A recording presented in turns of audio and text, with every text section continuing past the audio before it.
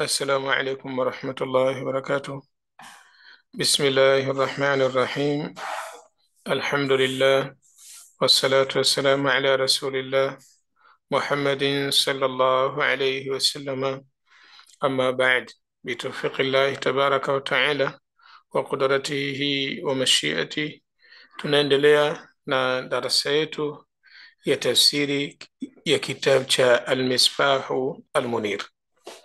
Tupo katika suratu Al-Baqara, tunaingia aya ya 88. Tupo katika suratu Al-Baqara, tunaingia aya 88. Tulimalizia kipengele ambacho kinasema istimraru al-yahudi fi muhawalati qatli al-anbiyai. Tukiangalia kwa peji ya kitabu, bila shaka itakuwa tupo katika peji kwa chapa hii ya 84, aya ya 88 ndipo ambapo tulipo, na sura ni sura ya pili ambayo ni suratul Baqara. Kipengele hichi tulisema qala az-Zamakhshari fi qawlihi ta'ala fa fariqan kadhabtum wa fariqan taqtulun إنما لم يقل وفريقا قتلتم لأنه أراد بذلك وصفهم في المستقبل أيضا، لأنهم حاولوا قتل النبي صلى الله عليه وسلم بالسم والسحر، وقد قال عليه السلام في مرض موته ما زالت أكلة خيبر تعاودني فهذا أوان انقطاع أبهري. Zamakhshari akizungumzia kuendelea kwa uadui wa Mayahudi katika kuwaua mitume pale Allah tabaraka wa taala aliposema fa fariqan kadhabtum wa fariqan taqtulun, yani kuna kundi katika mitume mliwakadhibisha na kuna kundi katika mitume mnawaua. Inama lam yaqul, hakusema wa fariqan qataltum, na kuna kundi mliwaua, kwa sababu liannahu arada bidhalika, alitaka kutumia kitendo cha future taqtulun, yani maana yake hii inakuwa present, lakini vile vile ni future, ni kitu cha sasa hivi lakini vile vile kinaendelea. Liannahu arada bidhalika wasfahum, kataka kuwasifu fil mustaqbali aidan, vile vile katika wakati wa baadaye. Kwa hiyo waliua na wanaua na wataendelea kupanga njama maadamu mtume yupo. Liannahum hawalu qatla nabii sallallahu alayhi wasallam, kwa sababu hawa walifanya majaribio mengi ya kumuua mtume sallallahu alayhi wasallam bisummi, kwa sumu, wasihri, na kwa uchawi. Waqad qala alayhi salam, na kwa hakika alisema mtume sallallahu alayhi wasallam fi maradhi mautihi, katika maradhi yale ambayo alikufa kwa maradhi hayo, ma zalat aklatu Khaybara, maradhi ambayo ilikuwa ni sababu ya kufa kwake. Alisema ma zalat, haijaacha kuwa aklatu Khaybara, kile nilichokula Khaybar, tuawiduni, kinanirudia mimi madhara yake. Sawa, yani mbuzi ambaye katiwa sumu, mtume anasema hakuacha kuwa madhara yake, alikuwa akihisi maumivu ndani.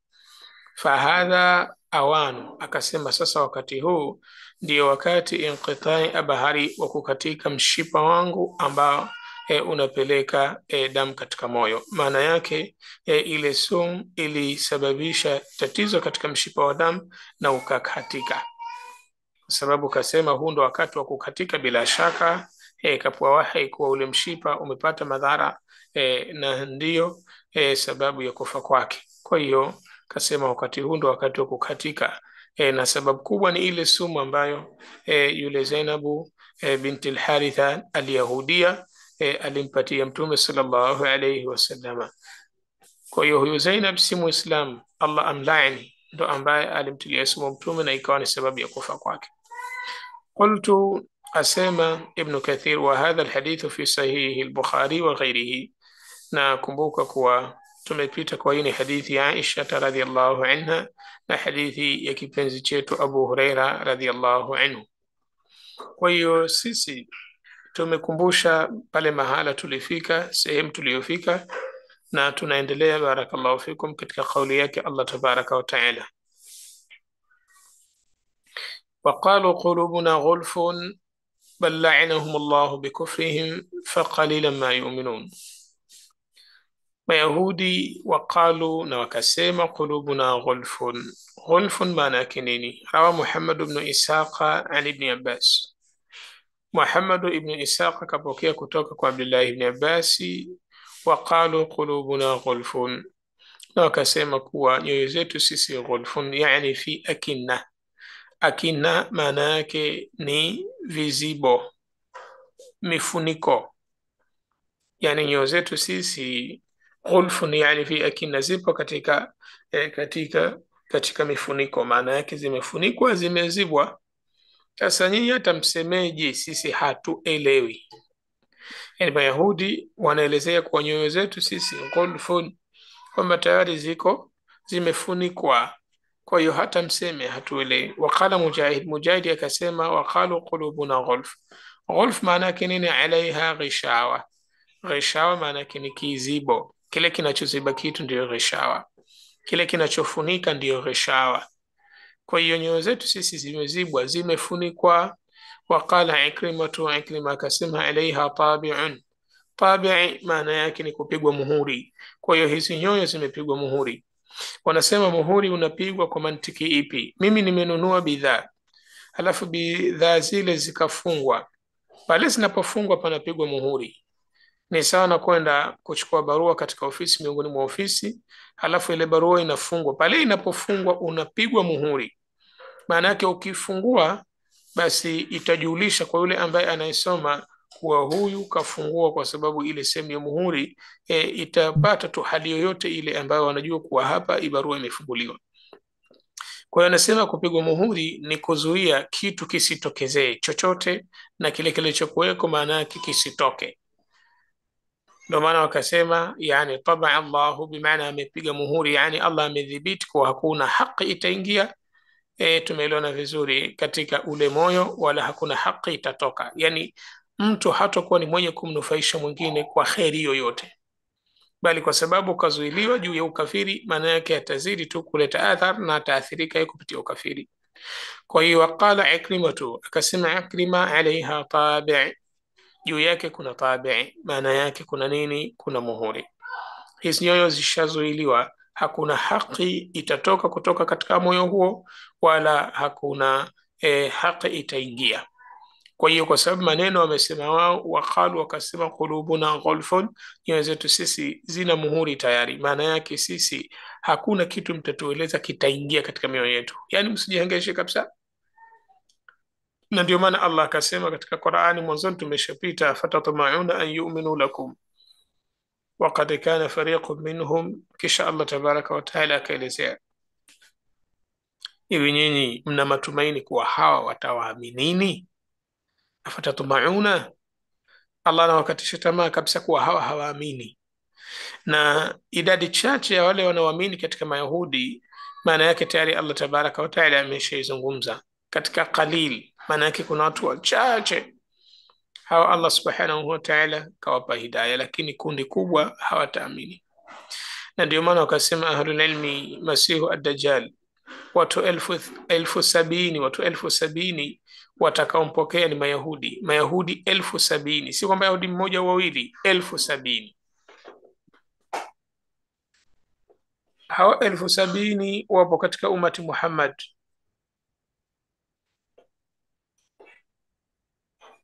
Ni watu wapo katika umati Muhammad, lakini subhanallah, watampokea masihu ad-dajjal katika ardhi huko ya Iran. Wanasema Asbahan, atakakotokezea huko, basi wao watampokea masihu ad-dajjal, na bila shaka watasuhubiana naye, na ndo litakuwa jeshi lake. Kwa hiyo hata sasa hivi, hata akitokea masihu ad-dajjal, hata kama wameshaelezwa kuwa masihu ad-dajjal alama za ukafiri wake ni huu, hata kama kila mtu atamjua kuwa huyu ni kafiri, wao watamfuata hivyo hivyo, kwa sababu tayari nyoyo zao wamesema kuwa hizi tayari zimefunikwa. Tumeelewana? Nyoyo zao wameshasema kuwa hizi nyoyo zimefunikwa, kwa hiyo hakuna haki wanaitaka wao.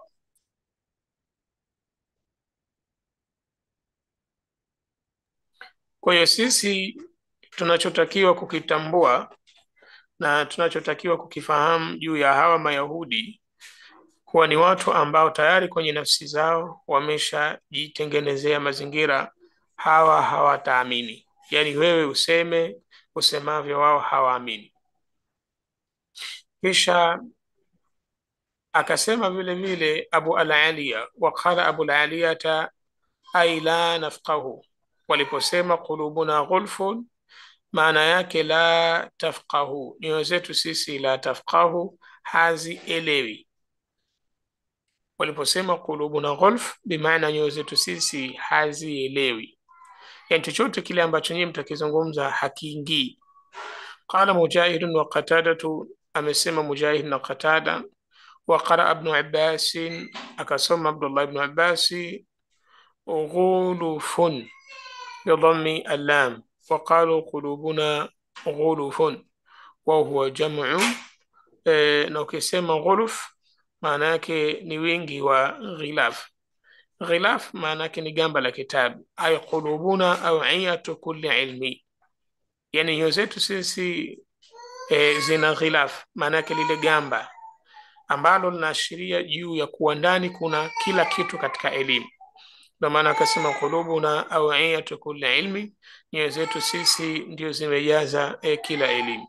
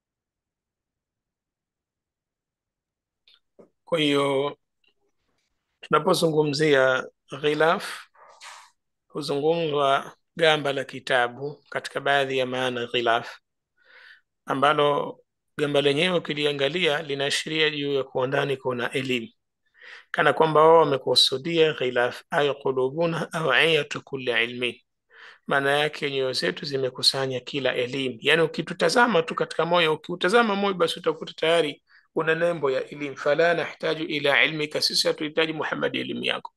Kama unavyoona ukiangalia tu jina la kitabu, yani maana yake ile cover page. Kwa maana nyingine ghilaf maana yake ni cover page. Ukitazama tu inaashiria kuwa humu ndani mna ilmu hii na hii na hii na hii. Kwa hiyo wakasema sisi nyoyo zetu bila shaka, kabla hujaingia ndani ya moyo, ukitazama nje tu wakuta kuwa tayari elimu zote tuko nazo, hatuhitaji chochote kutoka kwako. Qala Ibn Abbas wa Ata, akasema bila Ibn Abbas na Ata, bal la'anahum Allahu bikufrihim. Qalahu Ibn Abbas wa Ata, yani haya maneno kasema Abdullah na yani kasema Abdullah ibn Abbas pamoja na Ata, yani haya tuloyapita, yani kuhusiana na qulubuna awiyatu kulli ilmin fala nahtaju ila ilmika. Qalahu, maneno haya kasema Ibn Abbas pamoja na Ata. Kisha kipengele kinachofuata, bal la'anahum Allahu bikufrihim, Allah tabaraka wa taala akasema bal la'anahum Allahu bikufrihim, yani Allah tabaraka wa taala sikuwa tu kile walichokizungumza wao, bali Allah tabaraka wa taala kawalaani wao kutokana na ukafiri wao. Yani kilichowapelekea waseme nyoyo zao haziingii kitu ni ukafiri, na sababu ya kuto kuingia ni kwa Allah kawalaani, yani kashawatoa katika rehema zake. Kwa hiyo nyoyo haziwezi kuingia haki, si kwa sababu wamesema kuwa wana ilmu, la, bali kwa sababu haki imeshaharamishwa kuingia katika mioyo yao. Yani haki haiwezi kuingia, imekatazwa kabisa, haingii. Elewana vizuri maana yake imezuiliwa. Kuharamishwa maana yake kuzuiliwa kuingia katika mioyo yao. Taradahumullahu wa ab'adahum min kulli khairin, Allah kashawafukuza na kaweka mbali kwa kila khairi. tumeelewana vizuri eh? Faqalilan ma yu'minun, faqalilan ma yu'minun. Qala Qatadatu ma'nahu la yu'minu minhum illa alqalil, hawaamini kuamini mambo ya haki ila ni watu wachache. Kwa hiyo hawa ni Mayahudi waliposema nyoyo zetu sisi haziingii kitu.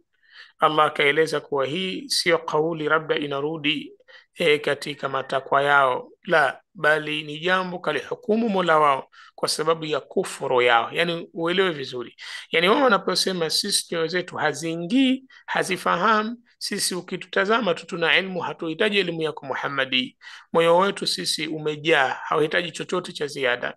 Allah tabaraka wa taala akaelezea kuwa sababu ya kuto kuingia haki katika moyo si wao kuwa labda nyoyo zao zimejaa zina ilmu na hivi, la, bali la'anahumullahu bikufrihim, bali Allah tabaraka wa taala kawalaani wao, yani kazuia kheri isiingie, na wala si kuwa wao wana uwezo wa kuzuia kusiingia kheri katika mioyo, ila Allah kaizuia kheri isiingie kwa sababu ya ukafiri, yani kile walichokifanya, kukataa haki, kumkataa mtume na mengine walioyafanya, kuwaua mitume, kukadhibisha mitume na kwenda kinyume na Taurati, kubadilisha Taurati na mambo mengi. Kumbuka kuwa tumeshataja vitu vingi vinawahusu Mayahudi.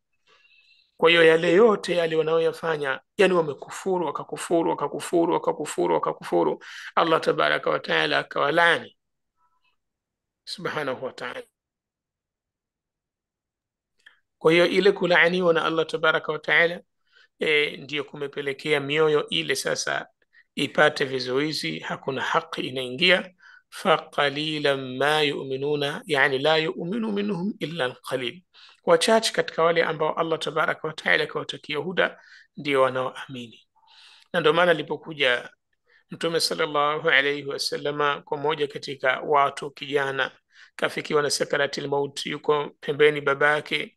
Mtume sallallahu alayhi wasallam akamlingania shahada, mtoto akamwangalia babake, hata kuongea hawezi kuzungumza. Babake akamwambia ati Abul Qasim, mtii Abul Qasim, mtii, yani hicho anachokuambia hicho wewe tamka. Mtoto alipoambiwa na baba yake akatamka. Mtume sallallahu alayhi wasallam akatoka akisema alhamdulillahi alladhi anqadhahu minni minan nar. Lakini baba mtu anajua kuwa ile ni haki, na mtoto wake akitamka vile ndo anafaulu, na ni Myahudi na anajua kuwa hii ni haki, lakini baba hakutamka kwa wakati ule. Hatukupokea riwaya kuwa akatamka, lakini mtoto alimwambia mtii huyu, mtii, maana anajua mzee kwamba safari ya mwanawe hapo, kama atakufa hakumtii yule motoni. Lakini katika hatua ya mwanzo hakuweza kumwambia mwanangu tamka la ilaha illa Allah, kwa sababu angalimwambia angalikwenda kinyume na mazoea yao. Lakini mtume kwa kuwa kashamlingania yule kijana akamwambia mtii huyu, na leti kama hajui kuwa ni haki asingalimwambia mtoto wake mtii, kwa kuwa angaliitakidi anakwenda motoni. Kwa hiyo subhanallah, yani ni sifa za watu ambao huwezi kuimagine walikuwa vipi. Yani mtu inafikia wakati anataka kufa, yani roho inataka kutoka, ana uwezo wa kutamka, kashaona dalili zote, hajaona tu wale malaika wanaotoa roho, lakini na ashajua kuwa haponi, na hatamki, anabakia na msimamo ule ule. Wanafanana na washirikina kama alivyokuwa ami yake Mtume sallallahu alaihi wasallam, Abu Talib. Roho inataka kutoka, mzee tamka, hakutamka, akasema mimi niko na mila ile ile ya mababu zangu na wazee wangu. Kwa hiyo alikhiari kwenda katika moto kuliko kutamka la ilaha illa Allah, akawa ni katika watu wa peponi milele. Lakini Allah tabaraka wa taala akasema katika kitabu chake kuwa innaka la tahdi man ahbabta walakin Allah yahdi man yasha. Mtume sallallahu alayhi wasallam baada ya kuhuzunika sana aliambiwa, wewe humuongoi kumwafikisha katika haki unayemtaka, lakini Allah subhanahu wa ta'ala yeye ndiyo mchaguzi. inna Allah astafa Adama wa Nuha wa ala Ibrahim wa ala Imran ala alalamin, na Allah huchagua watu akawapa nafasi na hadhi. Kwa hiyo na wale wanaoingia katika pepo yake ni watu kawachagua yeye. Allahumma ja'alna minhum, amin. وقالوا قلوبنا غلف هو كقوله وقالوا قلوبنا في أكنة مما تدعونا إليه. inafanana kauli yake waqalu, wakasema qulubuna fi akinna, nyoyo zetu sisi fi akinna, zipo katika kizuizi. zipo kwenye kizuizi, mima tad'una ilayhi, katika kile unachotulingania sisi tukifuate. Kwa hiyo sasa hakiingii kwenye moyo, yani wewe unapiga kelele kana kwamba mtu kasimama na mbuzi, halafu anapiga makelele mbuzi akate barabara. Hata mbuzi haelewi nini kukata barabara, yeye mbuzi anakula majani tu. Kwa hiyo wao walikuwa wakiitakidi kuwa mtume kile anachokisema hawafahamu, hawaelewi, lakini ni waongo, ni waongo. فإنهم لا يكذبونك ولكن الظالمين بآيات الله يجحدون. Uhakika kuwa washirikina pamoja na Mayahudi walikuwa wanajua uhakika wa utume wa Mtume sallallahu alayhi wasallam, lakini fainahum la yukadhibunaka, hawakukadhibishi kwamba wewe ni muongo, wana uhakika katika mioyo yao, la walakin adhalimina biayati llahi yajhadun. Madhalim bas wanachokipinga ni zile alama, ni zile aya, alama zinazojulisha juu ya uwepo wa Allah na kuwa haki, yani al-inqiyad, ile kwamba wao sasa waache walichokuwa nacho, wafuate nidhamu uliokuja nayo. Hili hawalitaki, lakini fa innahum la yukadhibuna, katika mioyo yao wanajua kwa wewe ni nabii, na ndio maana yani Mayahudi wanajua na washirikina wanajua, wote wanajua. Lakini je, sisi tuongozwe na huyu maskini, tuongozwe na huyu yatima, tuongozwe na huyu kadha kadha? Basi asbabu za kibri zilipoingia katika mioyo zikafunga ile mioyo, basi wao wakashindwa, kwa sababu huyu ni maskini dhalili, huyu kadha. Basi suratu Fussilat aya 5, wa hadha alladhi rajahahu Ibnu Jariri, na maana hii ndo ambayo ameitia nguvu Ibnu Jariri At-Tabari. Walihadha qala taala, ndio maana Allah tabaraka wa taala akasema, bal la'anahum Allahu bikufrihim fa qalilan ma yu'minun, ay laysa al-amru kama iddaa, jambo halipo kama walivyodai, ati mioyo yao yani imefungwa kwamba imetosheka na ilmu, yani la, bal qulubuhum mal'unatun matbu'un alaiha, bal mioyo yao imelaaniwa, halafu imewekewa mihuri, vizuizi. Hakuna haki itatoka kwenye moyo, wala hakuna haki itaingia alaiha, katika mioyo hiyo, kama qala fi surati Nisa, kama Allah tabaraka wa taala aliposema katika surati Nisa, wa qawlihim qulubuna ghulfun bal tabaa Allahu alaiha bikufrihim fala yu'minuna illa qalila. Wa qawlihim, na qawli yao, qulubuna ghulfun, bimaana haya maneno wao wameyasema mara nyingi, sisi mioyo yetu jamani ina vizuizi. Si kwamba hatutaki kuamini, lakini tunaona hayaingii haya mafunzo ya mtume wenu, hayaingii. Hapana, bal tabaa Allahu alaiha, lakini Allah kawadhibiti wao katika mioyo yao, bikufrihim, na sababu kubwa ni kufru. Na ndio maana ikaja katika athar, mtu akitenda dhambi, kila anapotenda dhambi, zile dhambi zinaweka nukta nyeusi katika moyo, mpaka hufikia wakati ule moyo wote ukafanya gamba, ukafanya kuchu, ikawa sasa haki haingii tena pale. Kwa hiyo haki si kwamba labda katika asili ya mwanadamu kuumbwa moyo wake haingii haki, la, kwa sababu anapotenda kufuru sana, ule moyo hupata gamba. Maana yake sasa unakuwa una ngome, ile ngome ya ukafiri au ngome ya kufru au ngome ya madhambi, halafu au ngome ya maasi, halafu sasa haki haiwezi kupenya kwa sababu kuna ugumu pale. Fala yu'minuna illa qalila. Kwa hiyo yani Allah tabaraka wa taala akasema hawaamini isipokuwa wachache, kwa sababu katika watu wako ambao hata ikipingwa haki, wako ambao wao wataikubali, na hii ni fitara Allah tabaraka wa taala kajalia hivyo. وقد اختلفوا في معنى قوله فقليلا ما يؤمنون، wamekhtalifiana katika maana ya kauli yake aliposema faqalilan ma yu'minun. Je, wanaamini kuwa wana imani chache au ni wachache wanaoamini? Yani hapa kuna sura mbili, makusudio yake. Je, kuwa hawa wanakuwa wana imani ndogo katika kile kinachokuja kutoka kwa mtume, kwamba wanaamini baadhi na mengine hawaamini, au faqalila bimaana na kundi dogo, yani wachache katika wao ndo wanaamini, waliobakia hawaamini kabisa, hata imani ndogo. Hapa kuna ikhtalafu, yani ahlul ilm wana kauli tofauti tofauti. Wa qawlihi fala yu'minuna illa qalila, na vile vile katika kauli yake fala yu'minuna illa qalila katika suratu An-Nisa aya 155. Faqala ba'dhum, baadhi wakasema katika aya hizi maana yake faqalilum man yu'minu minhum, ni wachache wanaoamini katika kundi la Mayahudi, ni watu wachache.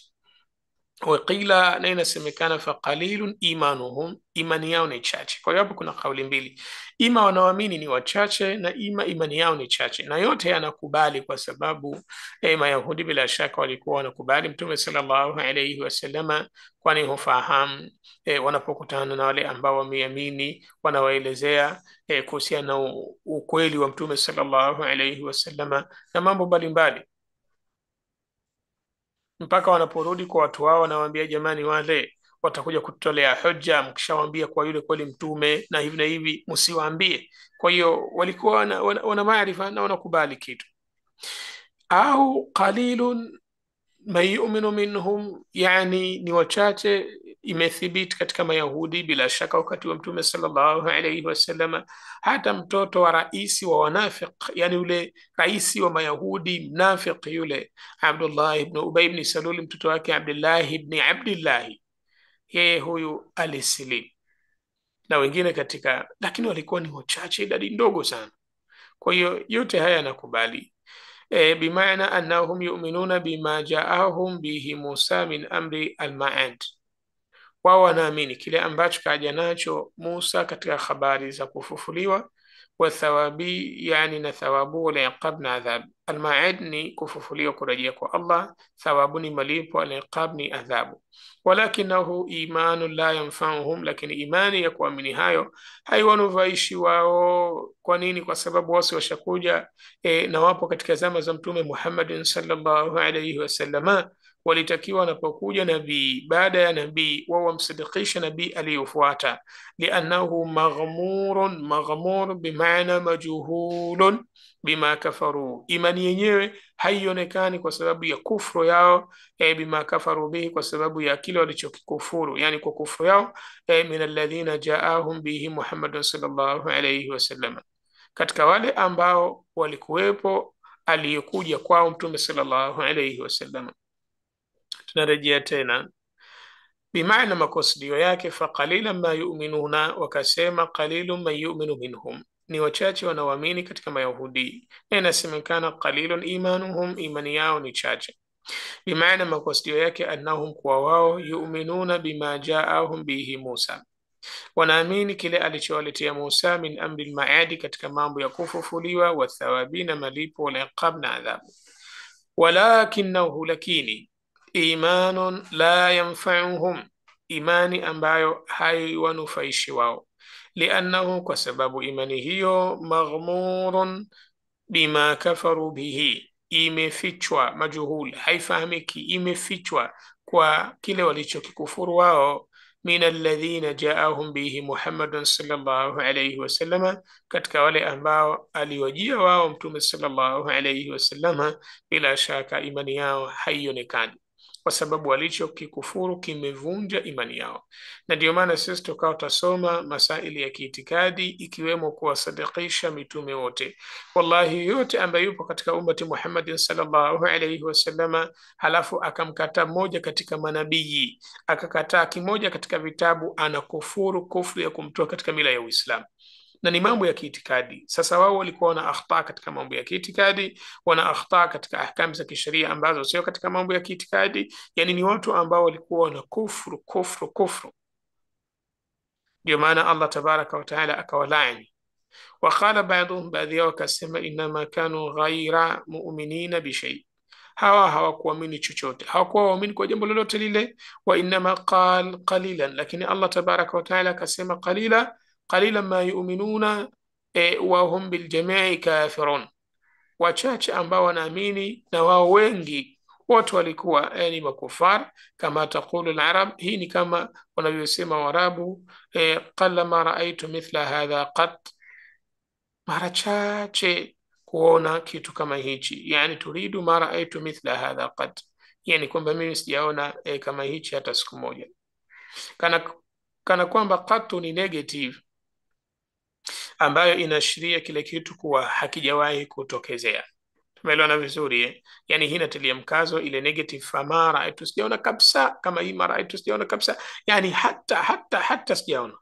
Kwa hiyo anaelezea kana kwamba hili qalila ma yu'minuna, Yani maana yake mara chache, yani ni kitu ambacho wao wamesema huo uchache wenyewe ni uchache ambao haukupatikana, haupo hata ule uchache. Lakini sahihi ni kuwa wako walioamini katika Mayahudi, lakini vile vile wako ambao ni Mayahudi na walikufa na Wayahudi wao, lakini walikuwa wakisadikisha na wakiwasifia waumini juu ya sifa za mtume, wakimwelezea alivyotajwa katika Taurati na mambo mengine, ila wao ni makufari. Kwa hiyo kipengele kidogo sana walikuwa wakikisadikisha wao. Basi tunaendelea katika kauli yake Allah tabaraka wa taala, ولما جاءهم كتاب من عند الله مصدق لما معهم وكانوا من قبل يستفتحون على الذين كفروا فلما جاءهم ما عرفوا كفروا به فلعنة الله على الكافرين. tunaendelea kwenye kipengele kinasema walamma jaahum kitabun min indillahi, walamma na pindi jaahum kilipowajia wao kitabu min indillah, kitabu kinachotoka kwa Allah tabaraka wa taala, musaddiqun, kitabu kile ni chenye kusadikisha lima maahum, kile ambacho wako nacho wao, yani ahkami za kisheria na mambo ambayo yamekuja katika kitabu chao. Wakanu min qabl, walikuwa kabla ya hapo, yastaftihuna ala alladhina kafaru, yastaftihuna ala alladhina kafaru. Yastaftihuna makusudio yake istaftaha, maana yake talaba alfath, kataka alfathu. Alfathu ni nusra. Kwa hiyo yastaftihuna, wanatafuta nusra ala alladhina kafaru, juu ya wale waliokufuru. Tutaona ni akina nani. Maana yake wao kabla ya kuja Mtume sallallahu alayhi wasallama walikuwa wanapopambana na wagomvi wao wanawaambia kuwa sisi karibuni tu tutawashinda, karibuni atatumwa mtume. Nakumbuka kuwa wao walikwenda katika ardhi ya Madina kwa sababu waliposoma kwenye kitabu chao waliona kuwa ardhi iliyotajwa pale kuwa nabii atashukia ndo ardhi ile. Kwa hiyo wakenda wakaasisi makazi yao wakitarajia mtoto katika Mayahudi atakayezaliwa ndio atakuwa ni nabii. Kila ambaye alikuwa ana akhlaq na tabia nzuri walikuwa wanahisi ndo huyo, mpaka alipokuja Mtume sallallahu alayhi wasallama wakajua kuwa sasa kweli ndo huyu.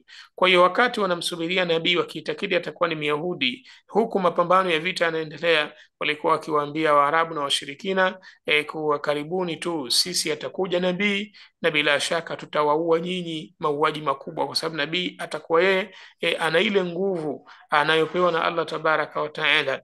Kwa hiyo sisi tutawaua nyinyi, walikuwa wakiwaambia mara kwa mara.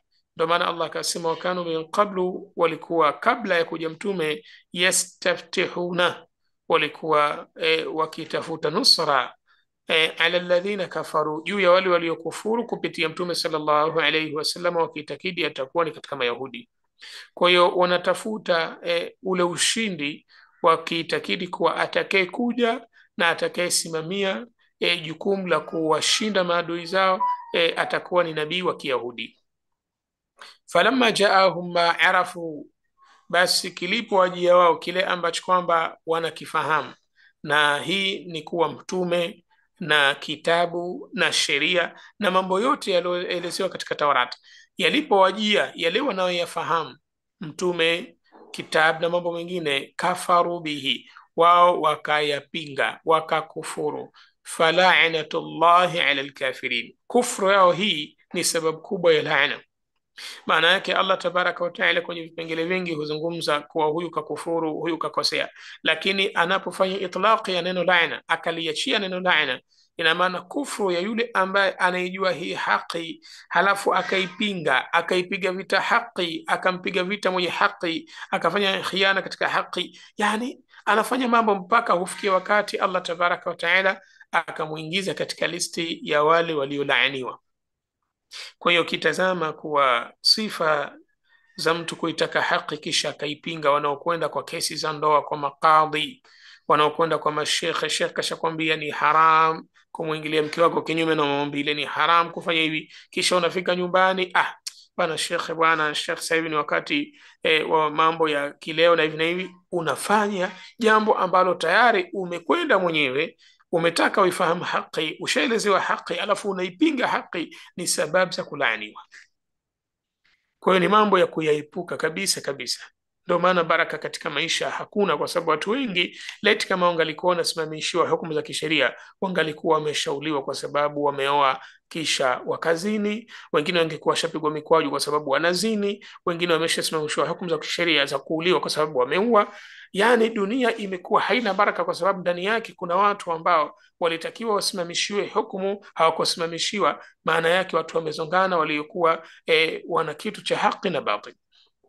Lakini yule ambaye Allah tabaraka wa taala kamwafikisha kutubia baada ya kuzini, kutubia baada ya kuua, kutubia baada ya kadha, ukishasafika mwili, akishasafika na madhambi, anarudi katika usafi wake, basi huyu huwa ni sehemu kubwa ya sababu ya baraka katika ulimwengu. Na ndio maana watu wakahimizwa, tubieni, tubieni. Laiti kama mtu umeolewa, we unazini, we ulitakiwa kupigwa mawe mpaka tena kupoteza maisha. Kuna mtu mwingine anaweza kufanya maasi akaua, ulitakiwa madamu umeua nawe hukumu ya kisheria uliwe. Lakini sasa watu wengi wa batil bado wapo na watu wanafanya maasi wala hawajali. Kwa hiyo imekuwa sababu za laana ni nyingi sana. Watu wanaelezewa hii ni haki, wanaipinga, wanaikataa. Kuna sababu nyingi za laana. Watu wanafanya mambo ambayo tayari sheria imekuja kueleza kwa kalaaniwa anayefanya hivi na wanafanya. Kwa hiyo ni sababu za laana, baraka imeondoka na kila kitu kimeondoka. Kwa hiyo tunaposoma haya mambo lazima tufahamu kipengele walipoletewa kitabu kutoka kwa Allah kinachosadikisha kile walichokuwa nacho, Taurati na Injili, na walikuwa wanataka alau atokeze mtume wawashinde washirikina. Kumbe walitaka wawakalie juu kwa sababu ya uongozi, sio kwa sababu ya haki. Laiti kama ni kwa sababu ya haki, basi kwa nini alipokuja nabii ambaye wangalishirikiana naye nguvu yao bado ingaliendelea? Bado wangalikuwa ni watu ambao wana nguvu, tena wangalikuwa wamewazidi watu wote, kwa sababu wao wana miongozo ya kitabu toka wakati wa Musa. Lakini kafaru, wakenda kinyume na wakapinga. Falamma jaahum ma arafu kafaru bihi, pale kilipowajia kile wanachokifahamu wakenda kinyume wakakufuru. Falaanatullahi ala alkafirina, basi laana ya Allah tabaraka wa taala kwa wale ambao wamekufuru. Tunaelekea katika ukingoni mwa darasa yetu. Kanati alyahudu, walikuwa mayahudi, tantadhiru, wanasubiria bi'ithata nabii sallallahu alayhi wasallama, kutumwa kwa mtume sallallahu alayhi wasallama. Falamma bu'itha kafaru bihi, alipotumwa wakenda kinyume wakakufuru hawa mayahudi. Yaqulu ta'ala, Allah tabaraka wa ta'ala ananena, walamma jaahum, bas pale alipowajia wao, yani alyahud. Walamma jaahum, bas pale kilipowajia wao, yani alyahud, kitabun min indillah, kitab chatoka kwa Allah tabaraka wa ta'ala. Wa huwa alquran, kitab chenyewe ni Quran, alladhi ambayo unzila ala Muhammadin sallallahu alayhi wasallam, imeteremshwa juu ya Muhammadin sallallahu alayhi wasallam.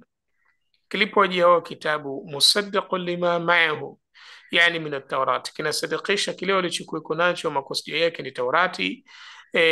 Na mara nyingi hutajwa Taurati. Mwingine atasema kwani Mayahudi ni wa Taurati tu na Injili wote ni Banu Israila wote hao?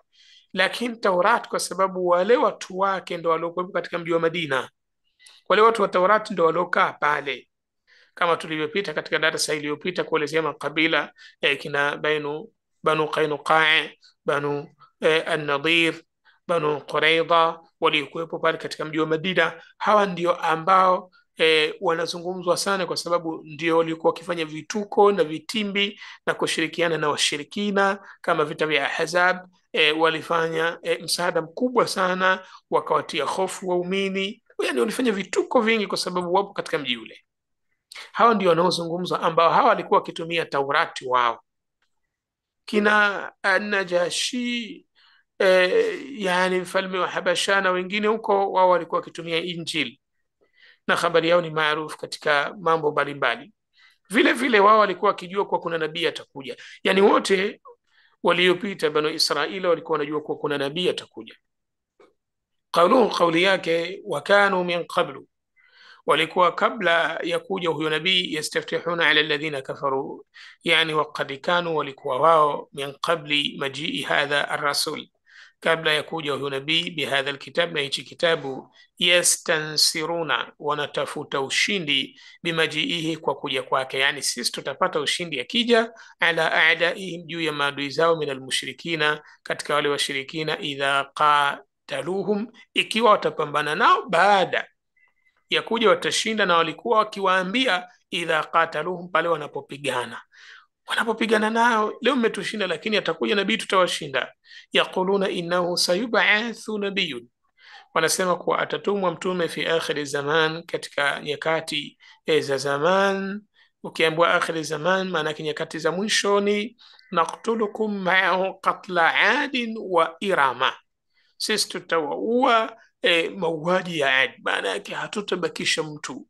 Warawa Muhammad ibn Ishaq an ibn Abbas, akapokea Muhammad ibn Ishaq kutoka kwa Abdullah ibn Abbas, anna yahuda, hawa mayahudi, kanu, walikuwa yastaftihuna, yani yastansiruna, wanatafuta ushindi, ala al-Ausi wal Khazraji, kwa Aus na Khazraj. Hawa ni manasara washirikina, eti manasara maansar. Ukiambiwa maansar wakati huo walikuwa ndio watu wa Madina. Al-Aus wal-Khazraj ni makabila mawili yaliyokuwa na ugomvi mkubwa katika mji wa Madina. Hawa wote walikuwa ni washirikina. Sasa Mayahudi wanapopigana na hawa, wanapopambana, nakumbuka kuwa Aus walikuwa wana kundi lao katika Mayahudi walikubaliana nalo, na Al-Khazraj walikuwa na kundi katika Mayahudi walikubaliana nalo. Mmoja na makundi mawili, mmoja kundi moja. Wanapopambana sasa, ima katika vita, anapompiga Yahudi mmoja katika wale waliokuwa katika watu wa Madina, mushrik, alikuwa akimwambia atakuja nabii tutawapiga vizuri. Au wanapopigana wao kama Mayahudi na Waarabu, wale washirikina walikuwa wakiwaambia kuwa atakuja nabii, sisi tutawaua, mauaji ya Ad wa Iram, hatutabakisha mtu. Kwa hiyo walikuwa yastaftihuna ala al-Aus wal Khazraj, wanatafuta ushindi kwa juu ya Aus na Khazraj bi Rasulillahi sallallahu alayhi wasallam, kupitia mjumbe wa Allah. Hawakujua kuwa atakuwa katika Waarabu kabla mabaathihi, kabla ya kutumwa, anasema atakuja na tutawashinda. Falamma ba'athahu Allahu min al-Arab, Allah tabaraka wa taala alipomtuma, halafu nabii mwenyewe akawa ni katika Waarabu, Waarabu ambao wao walitakidi watawashinda. Kafaru bihi wajahadu, wakakufuru na wakapinga, makanu yaquluna fihi, kile walichokuwa wakikisema kuwa sisi tutamkubali tutawashinda, wakaona huyu hatumsupport kwa sababu sio katika Mayahudi. Faqala lahum Muadh ibn Jabal, Muadh ibn Jabal akawaambia, kwa sababu alikuwa akiwasikia, wabishru, pamoja na Bishru, yani wabishru ibn al-Bara'i ibn Ma'rur akhu bani Salama, ya ma'ashara yahuda, walisema hawakuambia enyi kundi la Mayahudi, ittaqullaha wa aslimu, mcheni Allah na jisalimisheni kwa Allah. Faqad kuntum tastaftihuna alaina bi Muhammadin sallallahu alayhi wasallam, mlikuwa nyinyi mkitafuta ushindi kupitia Muhammad, mkisema atakuja aitwa Muhammadi. Watoto wao wakawa wanaoita jina hilo, alimradi azaliwe mtu awe nabii. Kwa bahati mbaya kiupande wao hakuja. Si mlikuwa mwasema atakuja na mtashinda? Mwasema vipi? Wa nahnu ahlu shirki, na sisi tulikuwa ni watu wa shirki. Yani nyinyi mna kitabu, nyinyi mnasoma ahkami, nyinyi mshamfahamu Mola wenu, halafu sisi tulikuwa katika upande wa shirki wakati huo, halafu sisi tushaamini, tushamkubali. Nyinyi mliokuwa katika yake wakati ule mshamkataa, tena mlituambia kuwa atakuja. Vipi? Watukhbirunana bi annahu mab'uth, na mlikuwa mkitupa habari kuwa atatumwa, ataletwa. Watasifunahu bisifatihi, watasifunahu bisifati, na mlikuwa mkimsifu kama tunavyomuona sisi alivyo, ndivyo mlivyokuwa mkisema. Faqala Sallamu ibn Mishkami akhu bani an-Nadhir, huyu mmoja katika Mayahudi anayeitwa Sallamu ibn Mishkami, ambaye ni mtu katika Banu an-Nadhir, akasema, ma jaana bi shay'in na'rifuhu, huyu ambaye kaja nyie mnayesema ni mtume hajaja na kitu chochote ambacho sisi tunakifahamu. Ma huwa alladhi kunna nadhkuru lakum, huyu ambaye tulikuwa tukiwatajia huyu siye. Sasa je, mwatuambia yuko mwingine? Kimya. Faanzala Allahu fi dhalika min qawlihim, Allah tabaraka wa taala kwa kauli yao hiyo akateremsha, walamma jaahum kitabun, basi pindi kilipowajia wao kitabu, min indillahi, chatoka kwa Allah tabaraka wa taala, musaddiqan lima ma'ahum, ambacho kinasadikisha kile ambacho wako nacho katika Taurati,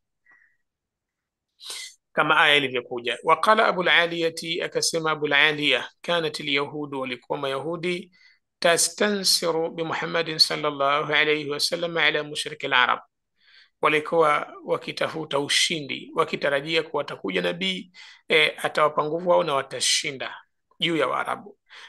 Na wallahi laiti kama mtume sikuweka wazi kuwa Isa atakapokuja atakuja kusimamia sheria ya Allah hii aliyokuja nayo Muhammad, ingalikuwa tu Isa atarudi, basi wangalikuwa wanamsubiria, lakini kwa sababu jambo liko wazi, ina maana wanamsubiria Masihu Dajjal, na kwa sababu watakuja pamoja, watakuja wakati mmoja.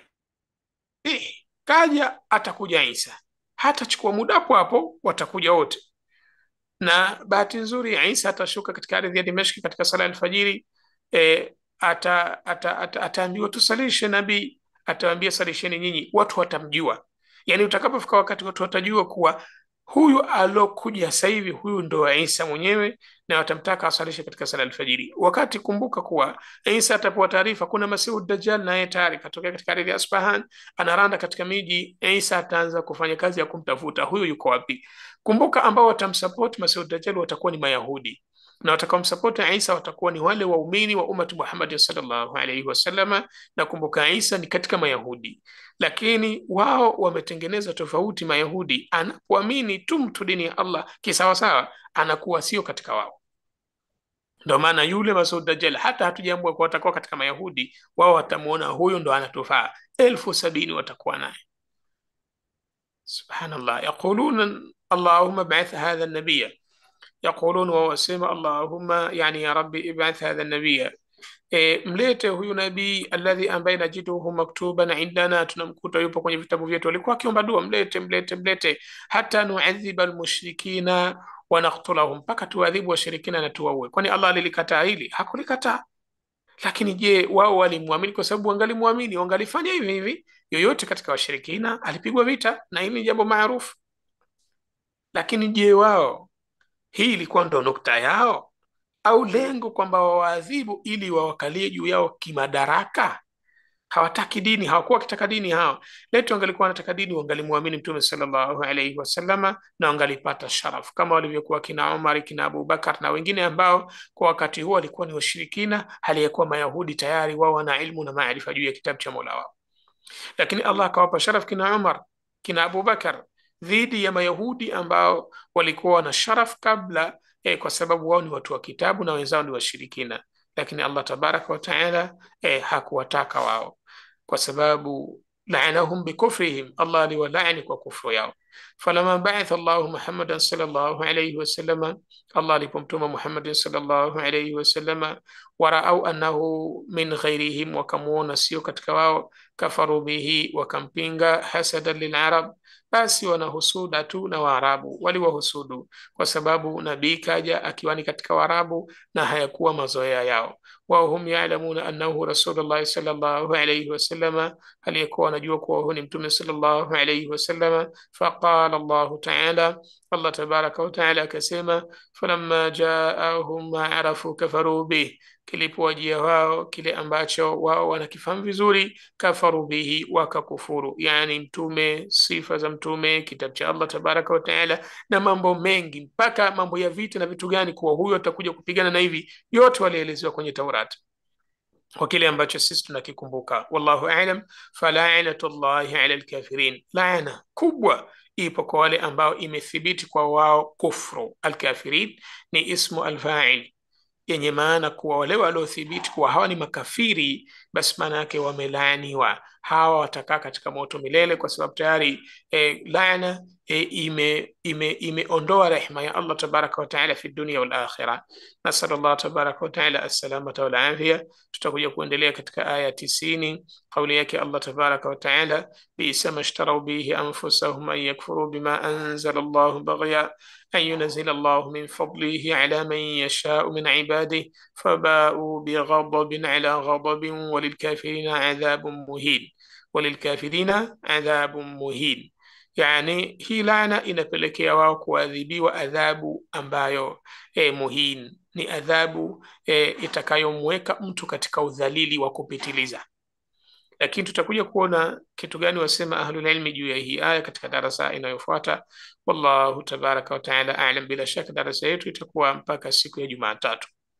Subhanaka Allahumma bihamdika, nashhadu an la ilaha illa anta, nastaghfiruka wa natubu ilaik. Barakallahu fikum wa jazakumullahu khairan. Allah tabaraka wa taala atuhifadhi na atulinde.